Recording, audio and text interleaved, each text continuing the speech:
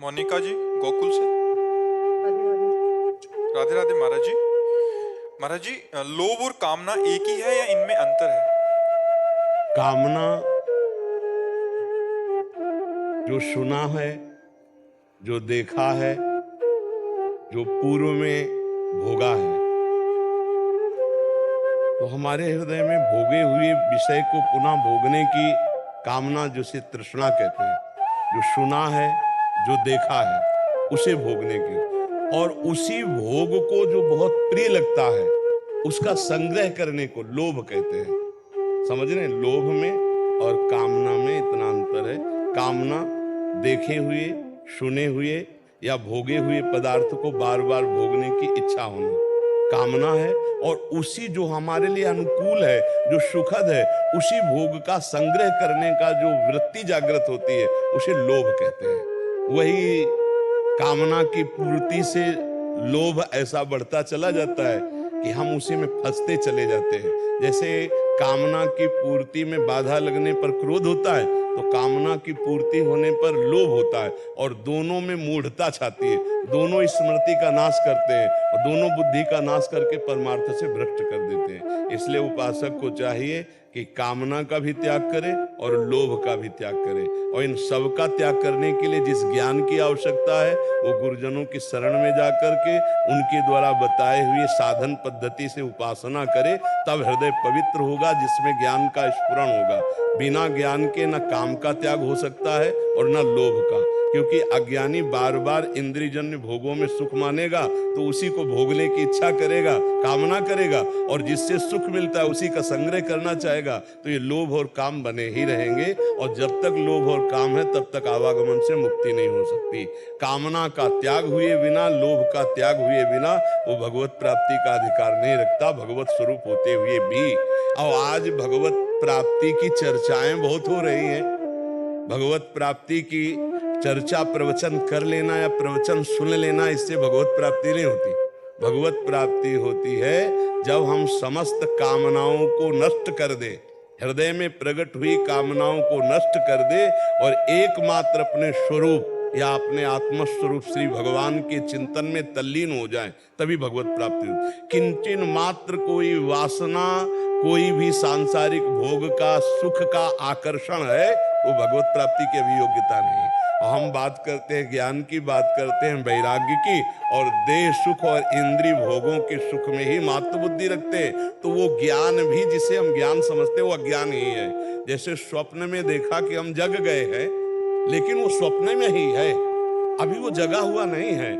ऐसे ही हम अज्ञान की धरा में जब तक देह भाव है, जब तक इंद्रियजन विलासिता का सुख है, जब तक पूरे त्रिभुवन में कहीं भी अपने से कुछ अलग सुख है, तब तक वो अज्ञानी ही है। जब तक आत्म सुख को प्राप्त नहीं हुआ, अपने स्वरूप को प्राप्त नहीं हुआ, तब तक सच्चा ज्ञान नहीं माना जाता है। इसीलिए कहा गया है कि वो ना प्रवचन से करने से मिलता है, ना सुनने से मिलता है, ना वो बुद्धिमानी से मिलता है। वो जो आत्मस्वरूप गुरुदेव के चरणों का आश्रय ले लेते, वो कृपा कर देते, तो मोक्ष मूलम गुरु कृपा, उनकी कृपा से जो ज्ञान प्रकट होता है वही अज्ञान का नाश करता है। तो कामना और लोभ दोनों बांधने वाले हैं और दोनों अलग अलग हैं। तो हम अगर लोभ और कामना से बचना चाहते हैं तो किसी महापुरुष का आश्रय लेकर उनके प्रदत्त उपासना पद्धति से चलें, तब हम। आज उपासना का बहुत ह्रास हो रहा है, कोई भी शुद्ध मार्ग से चलना नहीं चाहता। गुरुजनों की शरण में होकर, उनके अधीन होकर, उनके बताए हुए मार्ग से जब तक नहीं चला जाएगा, तब तक ना ज्ञान की प्राप्ति होती है और ना भक्ति की प्राप्ति होती है। वो केवल अहंकार का खेल होता रहता है, बकाया वस्तु की प्राप्ति नहीं होती।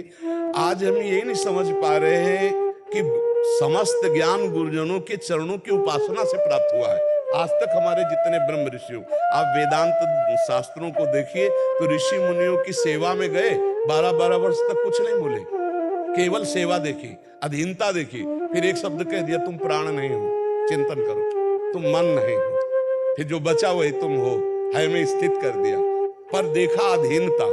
तो आज क्या हो रहा है कि ना तो गुरुजनों की उपासना हो रही, ना गुरुजनों की आज्ञा में ये शास्त्र हमारे हम सीधे समझ पाए इतनी सामर्थ्य नहीं, इसलिए शास्त्रों को गुरुजनों के मुख से सुनने के लिए कहा गया है कि प्रथम सुने भागवत भक्त मुख भगवत वाणी। भगवत ऋषि जी बहुत बड़े महापुरुष हुए कि हमारे शास्त्रों का जो ज्ञान है वो गुरुजनों से प्राप्त किया जाता है। तो आज का जो समय हो रहा है बहुत थोड़ा भयावना होता चला जा रहा है। नवीन पीढ़ी ऐसे उनको सीरियल दिखाए गए हैं संतों के बना करके कि संतों के प्रति श्रद्धा नहीं रहेगी, शास्त्र स्वाध्याय है नहीं। तो यही दो ही हैं जो हमारे ऊपर शासन कर सकते हैं, शास्त्र शासन और संत गुरुजनों का शासन। और जिस समाज में शास्त्र और संत गुरुजनों का शासन नहीं रहता वहां कामनाओं की बाढ़ आ जाती है, वहां लोभ प्रवृत्ति का तांडव होता है। तो आज देख लो, व्यभिचार प्रवृत्ति बढ़ती चली जा रही है, व्यसन प्रवृत्ति बढ़ती चली जा रही है, विनय का कहीं चिन्ह नहीं देखने को मिल रहा है। अपने माता पिता के साथ अविनय वाला बर्ताव कर रहे हैं, उद्दंडता वाला बर्ताव कर रहे हैं। तो हमें लगता है कि हम शास्त्र सम्मत आचरण वाले बने और सद्गुरुओं की सेवा में रहें। जो संत महापुरुषों की सेवा का तात्पर्य उनकी आज्ञा का पालन करना। संत उसी में सुखी होते हैं, वो जो आज्ञा कर दें उसके अनुसार चलो। और जो सच्चे संत होते हैं उनकी एक ही आज्ञा है, आप धर्म पूर्वक चलें और भगवत प्राप्त हो, आत्मस्वरूप में स्थित हो। दूसरी कोई आज्ञा नहीं, दूसरी जितनी भी आज्ञा है वो सब इसी आज्ञा की पूर्ति के लिए अगर कोई संत देता है तो। पर बड़ा दुर्लभ हो रहा है। अब कल एक संत भगवान आए थे तो उन्होंने कहा किससे संन्यास लिया है आपने? उनका किसी से नहीं।